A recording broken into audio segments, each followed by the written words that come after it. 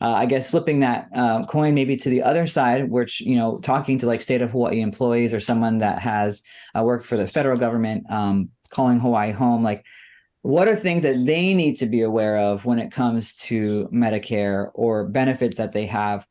Is it something that they don't have to think about at all? Or is it something that they need to be aware of and still need to apply for and still need to go through?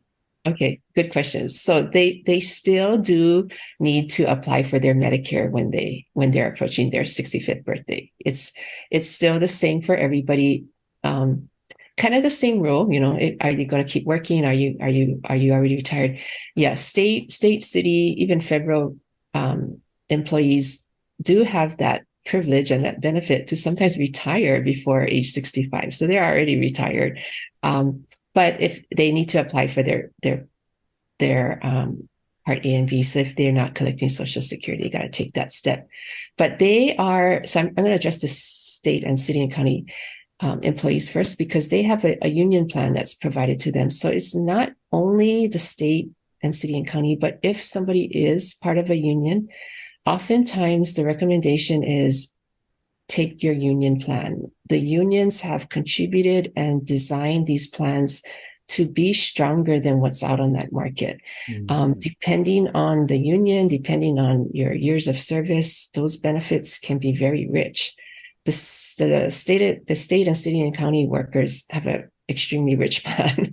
And so the advice is always do not enroll in anything that you see on TV, mail that comes in, because it could jeopardize your benefits, their hard-earned benefits. And my mom, my dad was a retired state. And, my mom would always say, why do they keep sending us all this mail if it doesn't apply? And I said, Mom, they don't know that. They just know you're over 65. They're just going to keep on sending you the mail. So the only mail you should be paying attention to is the one that comes from your plan. They will send you information about any changes to your plan and so forth. But you really don't need to be looking at any other plan information. So they should enroll in what they're eligible for with their union. Stay with that. Don't mess it up by enrolling in something else. Yeah. Yeah. But and those plans do require them, if they're retired, they require them to enroll in Part A and B. But if I may, I can talk a little bit about the federal, because the federal plan is a little different. Federal employees, they have an option to choose to enroll in Part A or Part A and B. They're not required to take both parts. If they do take Medicare Part A and B, they actually can add to their federal benefits. And I have helped many federal retirees, and they were unaware that they could add benefits.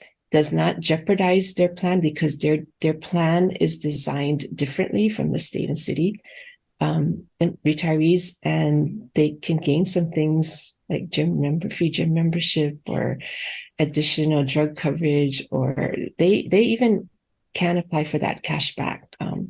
So anyway, depending on the situation, a federal retiree may be able to get some added benefits with paying extra. No, that's... The opinions and statements presented on this show are for general information only and are not intended to provide specific advice or recommendations. Never make any investment or financial decisions based on information offered on this show without first consulting your financial, legal, or tax advisor. All economic and performance information mentioned on the show is historical in nature and is not indicative of any future results. All indices mentioned on this show are unmanaged and cannot be invested in directly. All information is believed to be from reliable sources. However, we make no representation as to its completeness or accuracy. Lastly, all opinions expressed by Jason Cutitta and any guests on the show are solely their own opinions and do not reflect the opinions of or are endorsed by ToBA Financial. For Jason Cutitta, investment advisory services are offered through ToBA Financial LLC, a registered investment advisor offering advisory services in the state of Hawaii and in other jurisdictions where exempt from registration.